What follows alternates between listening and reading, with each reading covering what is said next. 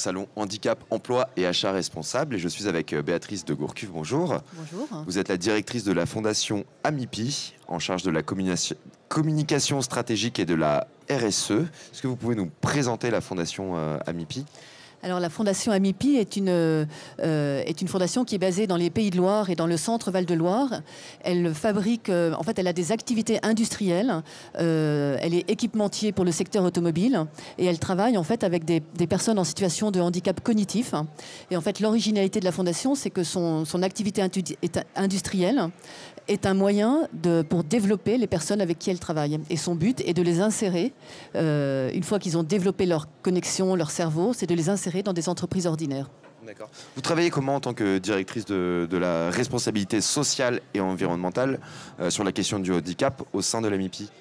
Alors en fait, en tant que ma mission, en fait, j'ai trois grands enjeux dans ma mission. J'ai un premier enjeu d'aider les équipes de la fondation à construire des relations de qualité avec tous leurs partenaires, tous les partenaires de leur action, donc les acteurs éducatifs pour le recrutement des personnes handicapées, les entreprises locales pour insérer les personnes, et puis tout ce qu'on appelle le service public de l'emploi, qui sont tous ces gens qui vont faciliter ce flux d'embauche et de sortie.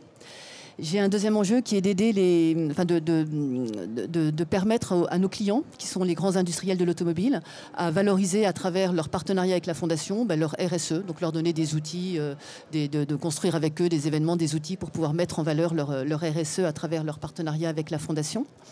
Et puis ma troisième mission est de réfléchir à comment est-ce qu'on contribue à changer les mentalités, à motiver les jeunes acteurs, les acteurs économiques, sur le sujet de comment une société fait une place aux plus fragiles. Changer les mentalités passe aussi par, évidemment, l'éducation, la formation, mais aussi par la communication. Est-ce que des démarches comme faire présenter la météo par Mélanie sont des démarches qui font changer les mentalités ? Alors oui, moi je suis convaincue que ce type de démarche est très intéressante.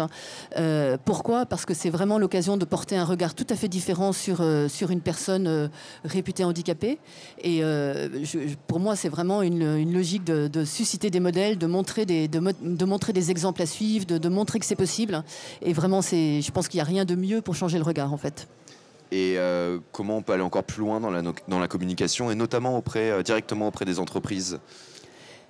Je pense qu'en fait, avec les entreprises, ce qui est important, c'est de travailler en partenariat étroit avec elles pour préparer les insertions. Alors nous, à la Fondation, c'est vraiment tout le travail que font que font les directeurs des sites, de nos 7 sites industriels. C'est vraiment de nouer des relations de qualité avec les entreprises territoriales. Quand il y a l'opportunité d'une insertion, la préparer très soigneusement, faire venir les équipes de l'entreprise pour qu'elles puissent voir comment la Fondation travaille, préparer avec l'entreprise comment est-ce que la personne va être intégrée, comment est-ce qu'on va adapter, si c'est nécessaire, les modes de travail, comment est-ce qu'on va préparer l'équipe à accueillir la personne. De quelle manière vous les accompagnez, ces personnes, ces nouveaux salariés en situation de handicap, et de quelle façon vous accompagnez également les managers ?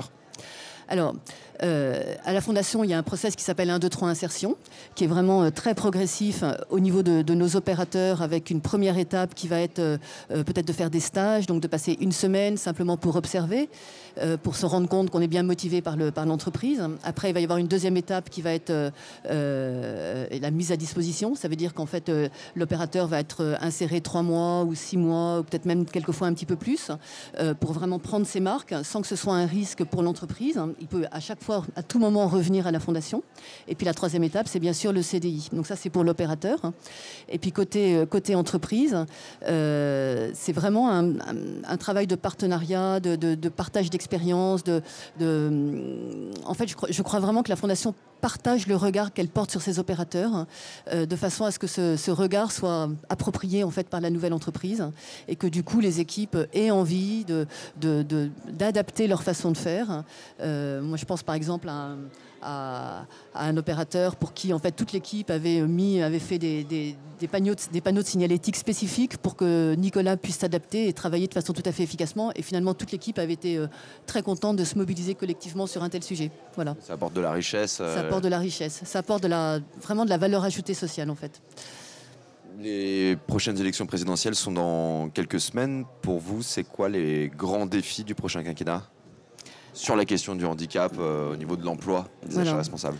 Alors, nous, on a donc 7 usines, 7 usines qui embauchent 700 personnes, dont 600 en situation de handicap cognitif.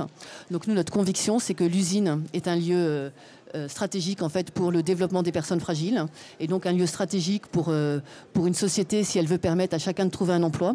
Donc je crois que notre message clé c'est vraiment la place de l'usine dans le dispositif économique, comment une société protège ou fait revenir ces usines, comment une société voit ces usines comme un lieu d'apprentissage. Et là, les neurosciences apportent beaucoup parce que nous, à la Fondation, ce qui nous permet de dire ça, c'est qu'effectivement, par des apprentissages adaptés, nos opérateurs arrivent dans nos usines et développent, par des apprentissages répétés, développent leur capacité cérébrale, ils changent de poste, ils développent encore et ils se préparent vraiment à trouver leur place. Donc c'est notre rêve, en fait, c'est qu'il y ait vraiment ce changement de regard sur l'usine que permet les neurosciences, la voir comme un rempart contre l'exclusion en fait. Béatrice de Gourcuff, merci beaucoup.